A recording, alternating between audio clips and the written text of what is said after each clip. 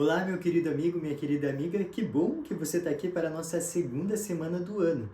Para você que não sabe ainda, nós estamos com uma lição nova, né? Essa daqui vai falar do amor e a justiça de Deus. E eu espero também que você já esteja aí com a sua Bíblia para nós podermos estudar, ok?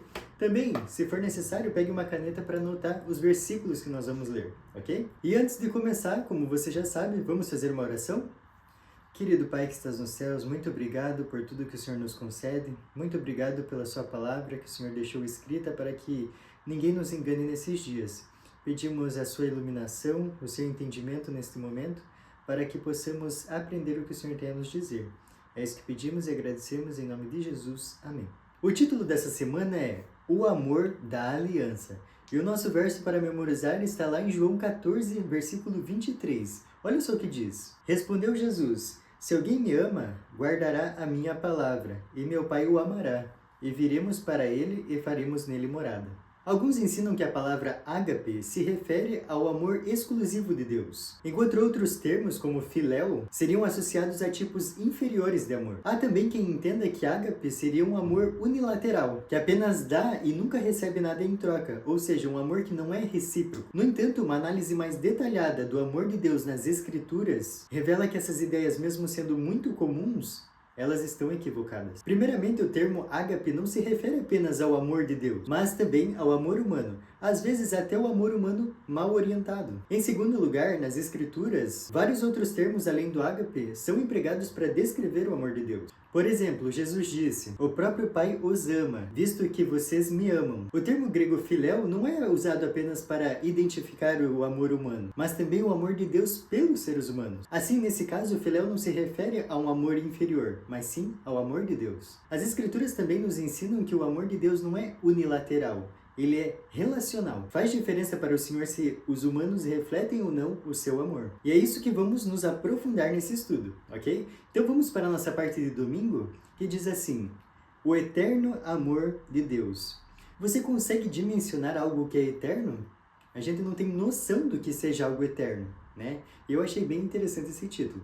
Mas vamos lá para o nosso texto. As Escrituras são bem claras, Deus ama a todos. Isso nós podemos ver num dos versos mais conhecidos da Bíblia, que é João 3,16, que diz: Deus amou o mundo de tal maneira que deu seu Filho unigênito para que todo aquele que nele crê não pereça, mas tenha vida eterna. Vamos então ver agora alguns versículos que falam até onde que a bondade e a misericórdia de Deus nos alcançam. O primeiro deles está lá em Salmos 33, versículo 5, e diz o seguinte: Ele ama a justiça e o direito. A terra está cheia da bondade do Senhor. Quando nós entendemos realmente que a Bíblia não mente, ler um verso desses que diz que a terra está cheia da bondade do Senhor, nos enche de felicidade, né? Porque a terra está cheia da bondade do Senhor. O segundo verso que nós vamos ler está lá em Salmo 145, versículo 9, e diz o seguinte: O Senhor é bom para todos, e as suas ternas misericórdias permeiam todas as suas obras. Algumas pessoas podem achar que são indignas do amor de Deus, que Deus pode amar todas menos ela. No entanto, a Bíblia fala repetidas vezes que cada pessoa é exclusiva para Deus. Não há ninguém que Ele não ame. E olha só que interessante, não importa o pior pecado que você já fez. Se você se arrepender de corpo e alma, Deus está ali pronto para te perdoar. E pelo fato de Deus amar a todos, Ele deseja que todos sejam salvos. E isso é o que nós podemos ver lá em 2 Pedro 3,9. Olha só o que diz: Não retarda o Senhor a sua promessa, como alguns a julgam demorada. Pelo contrário, Ele é longânimo para convosco, não querendo que nenhum pereça, senão que todos cheguem ao arrependimento. Olha só que interessante, a intenção de Deus é salvar todo mundo, só que todo mundo tem o livre-arbítrio, então cada um faz as suas decisões. Esse verso aí que nós lemos é importante que até esteja anotado na sua Bíblia. O verso que vem depois de João 3,16 diz: Deus enviou o seu Filho ao mundo, não para que condenasse o mundo, mas para que o mundo fosse salvo por ele. Se dependesse unicamente de Deus, todos aceitariam e todos seriam salvos. Mas ele não força seu amor sobre ninguém. Por isso nós podemos aceitá-lo ou rejeitá-lo, que é o que nós vimos na lição passada. E mesmo que muitas pessoas rejeitem esse amor de Deus, ele nunca vai deixar de amá-las. Olha só que importante de saber isso. Então, relembrando, se você tiver a humildade de pedir perdão pelos seus pecados, Deus está pronto para te perdoar. Vamos para a parte de segunda-feira, então? O título é Amor da Aliança. A Bíblia frequentemente retrata o relacionamento especial de amor de Deus conosco com metáforas ligadas à família, como amor entre o marido e a mulher e a mãe por seu filho. Essas metáforas são usadas para mostrar o relacionamento de Deus com o povo da aliança. Essa é uma relação de amor pactual, que envolve não apenas o amor de Deus por seu povo, mas também expectativas de que as pessoas aceitem esse amor e, em contrapartida, amem o Senhor e uns aos outros. Vamos ver qual é a relação entre as alianças feitas por Deus e a sua misericórdia? Está lá em Deuteronômio 7, do 6 ao versículo 9. Olha só o que diz. Porque tu és povo santo ao Senhor, teu Deus. O Senhor teu Deus te escolheu para que lhe fosses o seu povo próprio, de todos os povos que há sobre a terra. Não vos teve o Senhor afeição, nem vos escolheu porque fosseis mais numerosos do que qualquer povo, pois éreis o menor de todos os povos. Mas porque o Senhor vos amava, e para guardar o juramento que fizera a vossos pais, o Senhor vos tirou com mão poderosa e vos resgatou da casa da servidão, do poder de Faraó, rei do Egito.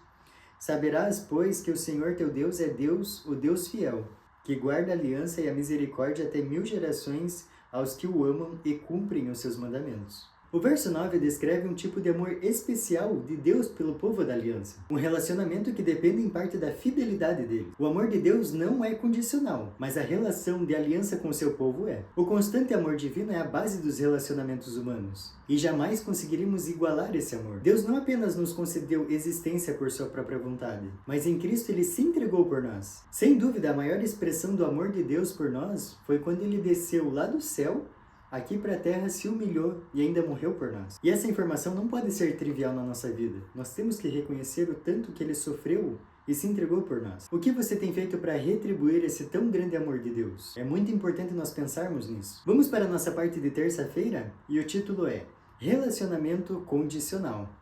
Deus convida cada pessoa a ter um relacionamento profundo com Ele, que é o que nós podemos ver lá em Mateus 22. Responder a esse convite do modo certo envolve amar a Deus sobre todas as coisas e o próximo como a ti mesmo. Para desfrutar esses benefícios do relacionamento com Deus, nós devemos aceitar Ele voluntariamente. Mas lá em Romanos 11, 22, nós vamos ver que é possível recusar esse amor de Deus. Olha só o que está escrito. Considerai, pois, a bondade e a severidade de Deus. Para com os que caíram, severidade. Mas para contigo, a bondade de Deus, se nela permaneceres. De outra sorte também tu serás cortado. Os benefícios do relacionamento de amor com Deus estão condicionados à resposta humana ao seu amor. No entanto, não devemos cometer o erro de achar que Deus deixa de amar alguém. Temos que lembrar que o seu amor é eterno. A manutenção dos benefícios do relacionamento salvífico com Deus depende de aceitarmos o seu amor. Isso não significa que o amor de Deus acaba. Nós não podemos impedir que o sol brilhe, mas podemos evitar os seus raios. Nós não podemos deter o amor de Deus, mas em última instância nós podemos rejeitá-lo. E assim, consequentemente, desligar-nos de tudo que Deus nos oferece, principalmente a vida eterna. Vamos agora para a nossa parte de quarta-feira, e o título é Misericórdia Perdida. O amor de Deus é eterno e imerecido, não tem nada que você possa fazer para merecer o amor de Deus por você. No entanto, como nós já vimos na lição passada, você pode aceitar ou rejeitar esse amor. Nosso amor por Deus é uma resposta ao que já recebemos, mesmo antes de nós termos pedido. Vamos ver o que 1 João nos diz sobre a prioridade do amor de Deus? O texto que nós vamos ler está lá no capítulo 4, do versículo 7 ao versículo 20. Leia comigo. Amados, amemo-nos uns aos outros porque o amor procede de Deus. E todo aquele que ama é nascido de Deus e conhece a Deus. Aquele que não ama não conhece a Deus, pois Deus é amor. Nisto se manifestou o amor de Deus em nós, em haver Deus enviado o seu Filho unigênito ao mundo, para vivermos por meio dele. Nisto consiste o amor, não em que nós tenhamos amado a Deus, mas em que ele nos amou e enviou o seu Filho como propiciação pelos nossos pecados. Amados, se Deus de tal maneira nos amou, devemos nós também amar uns aos outros. Ninguém jamais viu a Deus. Se amarmos uns aos outros, Deus permanece em nós, e o seu amor é, em nós, aperfeiçoado. Nisto conhecemos que permanecemos nele, e ele em nós, em que nos deu do seu Espírito. E nós temos visto e testemunhamos que o Pai enviou o seu Filho como Salvador do mundo. Aquele que confessar que Jesus é o Filho de Deus, Deus permanece nele, e ele em Deus. E nós conhecemos e cremos no amor que Deus tem por nós. Deus é amor, E aquele que permanece no amor, permanece em Deus, e Deus nele. Nisto é em nós aperfeiçoado o amor, para que no dia do juízo mantenhamos confiança, pois, segundo ele é, também nós somos neste mundo. No amor não existe medo, antes o perfeito amor lança fora o medo. Ora, o medo produz tormento, logo, aquele que teme não é aperfeiçoado no amor. Nós amamos porque ele nos amou primeiro. Se alguém disser, amo a Deus e odiar a seu irmão, é mentiroso, pois aquele que não ama a seu irmão, a quem vê, não pode amar a Deus a quem não vê. Olha só que texto importante para nós termos aí anotado na nossa Bíblia. O amor de Deus vem sempre em primeiro lugar. Se Ele não nos amasse primeiro, nós não poderíamos amá-lo em retorno. No entanto, temos a escolha de aceitar esse amor e em seguida refleti-lo na nossa vida. Essa verdade é exemplificada na parábola do servo que não queria perdoar, que está lá em Mateus 18. Na parábola, era impossível o servo pagar o que devia. Ele devia ao seu senhor 10.000 talentos. Um talento equivalia a 6.000 denários. E um denário era o que um trabalhador ganhava por um dia de trabalho. Um trabalhador levaria 6.000 dias para pagar um talento. Descontando os dias de folga, num ano ele conseguiria trabalhar 300 dias. E, cada dia sendo um denário, ele conseguiria em um ano 300 denários. Só que para chegar a 6.000, ele precisaria trabalhar no mínimo uns 20 anos. E isso tudo para juntar um talento. Lembrando que ele devia 10.000 talentos. Em resumo, esse servo jamais conseguiria pagar essa dívida. Mesmo assim, o Senhor sentiu compaixão e perdoou generosamente a dívida que ele tinha. No entanto, a parábola não para por aí. Diz que esse servo que foi perdoado não perdoou um conservo dele, que devia uma quantia muito ínfima ao que ele devia. Quando o seu senhor soube dessa situação, ele anulou o seu perdão. Isso traz uma grande lição para nós. Embora o amor e a compaixão de Deus jamais se esgotem, podemos rejeitar e até perder os benefícios dessa dádiva. E vocês viram que isso é tudo fruto de escolhas? O que você tem escolhido para a sua vida? É muito importante nós refletirmos nisso. Vamos para a nossa parte de quinta-feira, que diz o seguinte: vocês receberam de graça, deem de graça. Assim como o servo jamais conseguiria quitar sua dívida, nós também nunca seríamos capazes de pagar a Deus todo o sacrifício que Ele fez por nós. No entanto, o que nós devemos fazer é refletir ao máximo o amor de Deus aos outros. Se amamos a Deus, não deixaremos de refletir o amor dele aos outros, que é o que nós podemos ver lá em João 15, versículo 12. Olha só o que diz.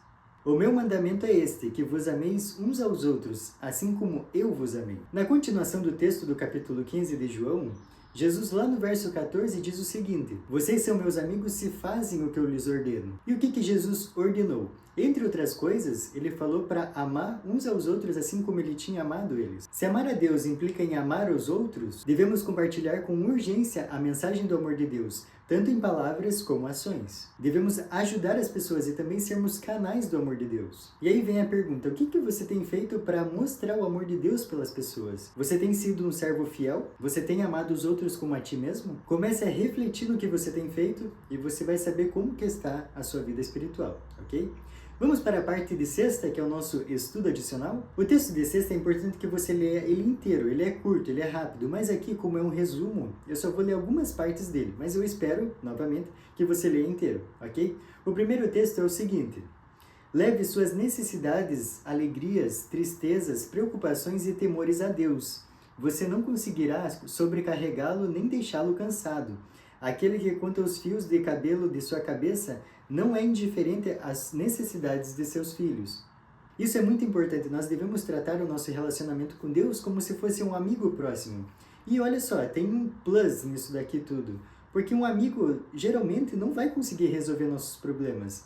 Ele vai ouvir, vai ficar chateado e, às vezes, muitas vezes, fica por isso mesmo. Já Deus tem a solução para todos os nossos problemas. Ele é o único que pode dar a paz que nós precisamos. Pense muito nisso, você só vai confiar mais em Deus se você passar mais tempo com Ele, mais tempo com a sua palavra. E o último texto que eu gostaria de ler é o seguinte: as relações entre Deus e cada pessoa são tão particulares e plenas que é como se não houvesse nenhuma outra por quem tivesse dado o seu Filho amado. Olha só a exclusividade que esse texto está nos dizendo. Você é exclusividade de Deus. Leia e releia esses textos que nós abordamos aqui para você começar a entender o amor de Deus por você.